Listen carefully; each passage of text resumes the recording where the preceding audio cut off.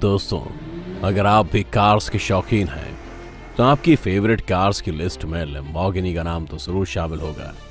Italy की car company द्वारा बनाई गई ये कार आपको बड़े बड़े रईसों के गैराज में देखने को जरूर मिलेगी। लैम्बोर्गिनी के बारे में तो हम और आप जानते हैं कि ये स्पोर्ट्स कार दिखने में जितनी शानदार है, इसकी कीमत उतनी ही ज्यादा है। लेकिन बहुत कम लोग होंगे जो इस कार को बनाने वाले आदमी के अनोखे सफर के बारे में जानते होंगे। एक कैदी होने से लेकर फरारी कंपनी के फाउंडर एंजो फरारी की बेइज्जती सहने तक इस शख्स ने यह साबित कर दिया कि अपनी बेइज्जती का जवाब अपनी सफलता से कैसे दिया जाता है। दोस्तों, हमारा आज का ये वीडियो काफी इंटरेस्टिंग होने वाला है, तो वीडियो के अंत तक जरूर बने रहिए। चलिए और देर ना करते हुए वीडियो को स्टार्ट करते हैं।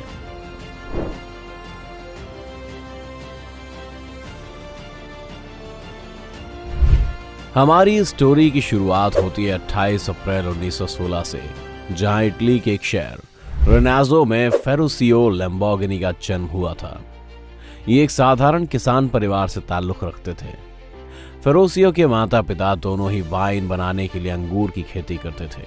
साथ ही वो अपने बेटे को भी एक अच्छी वाइन बनाने के तरीके बताते रहते थे। फेरुसियो अपने पिता की बात को ध्यान से सुनते जरूर थे, लेकिन उन्हें तो कभी खेती के काम में इंटरेस्ट था ही नहीं। उन्हें तो हमेशा से मैकेनिकल चीजों में ज्यादा इंटरेस्ट था। इसीलिए वो अपने खाली टाइम में खेती में इस्तेमाल होने वाले ट्रैक्टर और बाकी के उपकरणों को फिक्स करने का काम करते थे। अपने इसी जुनून के चलते उन्होंने एक मैकेनिकल कॉलेज में एडमिशन ले लिया, जिसके बाद उन्होंने कभी खेती के काम को पीछे मुड़कर देखा ही नहीं। फेरुसियो को गाड़ी बनाने का भी बहुत शौक था और बाद में अपने इसी शौक को पूरा करने के लिए उन्होंने कैवलियर रेगी नाम की कंपनी में काम सीखना शुरू किया, जो इटली की आर्मी मशीनों को मेंटेन करती थी। यहां पर इन्होंने काफी वक्त तक और काफी अच्छा काम सीखा। इस कंपनी में थोड़े टाइम आर्मी व्हीकल मेंटेन करने के बाद फेरुसियो दूसरे वर्ल्ड वॉर में इटालियन रॉयल एयरफोर्स के साथ जुड़े और बतौर मैकेनिक वायुसेना के साथ रहे। काफी समय तक युद्ध होने के बाद जब इटली के एक एरिया ने सरेंडर कर दिया, तब फेरुसियो की पोस्टिंग उस जगह थी और पूरा एरिया जर्मन नेशन के कब्जे में आ गया। जर्मन के कब्जे में आने के बाद शुरू में तो सब चीजें ठीक रहीं, लेकिन बाद में वहां रहने वाले सभी इटालियंस को कैदी बना लिया गया था, जिसमें फेरुसियो भी शामिल थे।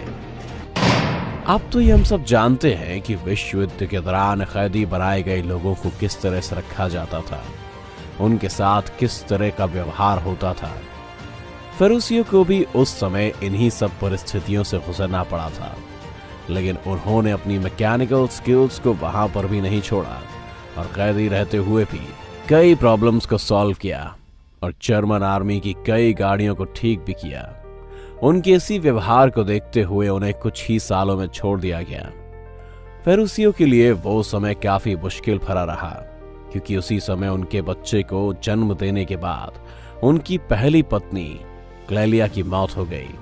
इन सब चीजों से बाहर निकलने के लिए फेरुसियो ने अपने आप को काम में बिजी कर लिया।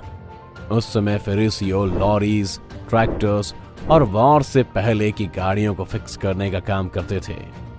लेकिन एक दिन अचानक से फेरुसियो के पास उनके पिता का खत आया और उसमें उन्होंने फेरुसियो से कहा कि उन्हें अपने खेतों के लिए ट्रैक्टर की जरूरत है, क्योंकि वर्ल्ड वॉर में तबाही की वजह से पहले ही काफी नुकसान हुआ था और अब उनके पिता इन सब चीजों से बाहर आने के लिए खेती पर ध्यान देना चाहते थे।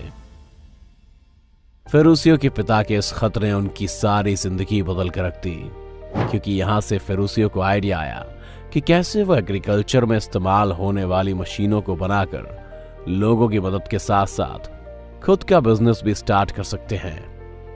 लेकिन इसे शुरू करना इतना भी आसान नहीं था, क्योंकि इसे स्टार्ट करने के लिए उन्हें बेस्ट इक्विपमेंट की जरूरत थी।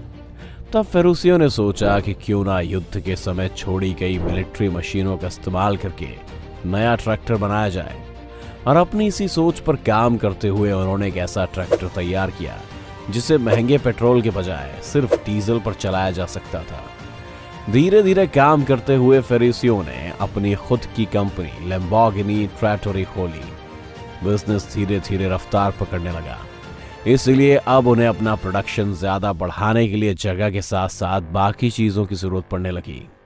अपने बेटे की मेहनत को देखते हुए फेरुसियो के पिता ने अपनी सारी प्रॉपर्टी बेचकर उन्हें पैसे दे दिए, जिसका इस्तेमाल वो अपने बिजनेस को आगे बढ़ाने के लिए कर सकते थे। फेरुसियो वक्त और हालात को अच्छे से समझते थे और सब चीजों को नॉर्मल करने के लिए उन्होंने दिन रात मेहनत करनी शुरू कर दी। दोस्तों, ये तो आपने सुना ही होगा कि किसी भी काम में लगी मेहनत कभी खाली नहीं जाती। यही फेरुसियो के साथ भी हुआ। उनकी मेहनत और लगन से कुछ ही समय में उनकी ट्रैक्टर बनाने वाली कंपनी पूरे इटली में फेमस हो गई। बिजनेस और भी अच्छा चलने लगा, जिससे बहुत पैसा भी आने लगा। अब अपने इसी पैसे को उन्होंने अपनी सबसे फेवरेट चीज को खरीदने में इस्तेमाल किया, और वो थी कार। एक से एक स्पोर्ट्स और लग्जरी कार्स का शौक फेरुसियो को शुरुआत से ही था, जिसके चलते उन्होंने मर्सिडीज से लेकर मासेराती और अल्फा रोमियो तक बहुत सी शानदार गाड़ियां अपने गैराज में शामिल कर ली। एक कंपनी के मालिक और बड़े बिजनेसमैन होने के बाद भी उन्होंने कभी अपने मैकेनिकल स्किल्स को दिखाना बंद नहीं किया, बल्कि अगर कभी भी उनकी किसी कार में कोई खराबी होती तो वो उसे खुद ही सॉल्व कर लेते थे। इसके बाद उन्होंने अपने गैराज में फरारी को शामिल करने का फैसला किया, और उनका यही फैसला उनकी जिंदगी का टर्निंग पॉइंट भी साबित हुआ। उनके इसी फैसले से लैम्बोर्गिनी की भी शुरुआत हुई। जब उन्होंने फरारी का 250 GT मॉडल खरीदा तो उन्हें उस कार में सबसे ज्यादा दिक्कतें देखने को मिली। फरारी की उस कार में जो सबसे बड़ी दिक्कत थी वो था उसका क्लच। फेरुसियो ने जब उसे खोल कर देखा तो वह हैरान रह गए, क्योंकि वही क्लच था जो वो अपने ट्रैक्टर में इस्तेमाल किया करते थे। और अपनी इसी शिकायत को लेकर फेरुसियो फरारी के फाउंडर एंजो फरारी के पास पहुंच गए। अब दोस्तों, ये तो जाहिर सी बात है कि अगर कोई इतनी बड़ी कंपनी के मालिक को आकर ये कहे कि आपकी गाड़ी के पार्ट्स खराब हैं या आपकी गाड़ी खराब है, तो उस स्थिति में वो इंसान दो ही काम कर सकता है। या तो अपने मॉडल की गलती सुनकर उसे ठीक करेगा, या फिर उस बात को सुनकर उसे अपनी बेइज्जती समझेगा और सामने वाले पर भड़क जाएगा। और एंजो ने भी यही किया। वो फेरुसियो पर भड़क गए और फेरुसियो को जवाब दिया कि गलती क्लच की नहीं है, बल्कि कार को ड्राइव करने वाले इंसान की है। तुम जैसे ट्रैक्टर चलाने वाले इंसान को फरारी जैसी लग्जरी कार कहाँ समझ आएगी। फेरुसियो को एंजो की बात चुभ गई और उनकी इस बात को दिल में गांठ बांधकर फेरुसियो अपने नए सफर पर चल पड़े। उन्होंने तय कर लिया कि अब वो दुनिया को दिखाएंगे कि असली स्पोर्ट्स कार आखिर होती कैसी है। फेरुसियो के दिमाग में बस एक ही बात दौड़ने लगी कि किसी भी सूरत में वर्ल्ड्स बेस्ट रेसिंग कार बनानी है। अपने इसी मुकाम को हासिल करने के लिए उन्होंने लैम्बोर्गिनी के नाम से एक और कंपनी खोली, जिसमें कार मैन्युफैक्चरिंग करने वालों को रखा गया, और इसमें इन्होंने अपने साथ फरारी के 3 पुराने वर्कर्स को भी काम पर रखा। फेरुसियो ने पहली गाड़ी के डिजाइन बनाने शुरू किए, क्योंकि वो जानते थे कि उन्हें कैसी गाड़ी चाहिए।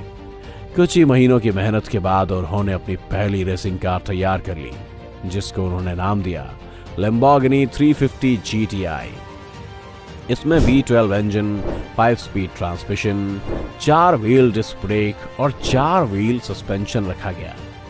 लैम्बोर्गिनी 350 GT को सबसे पहले टुरिन मोटर शो में रखा गया, जिसकी बहुत से लोगों ने तारीफ भी की।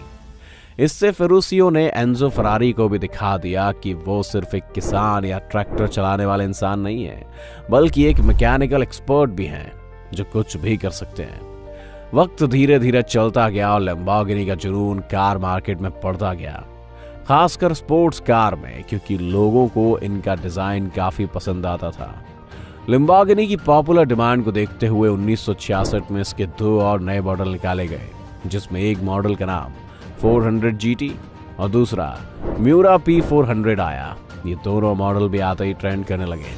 बाद में म्यूरा P400 सुपर कार के रूप में भी जानी जाने लगी, जिसका इंजन किसी भी हाई परफॉर्मेंस कार के मुकाबले ज्यादा बेहतर था।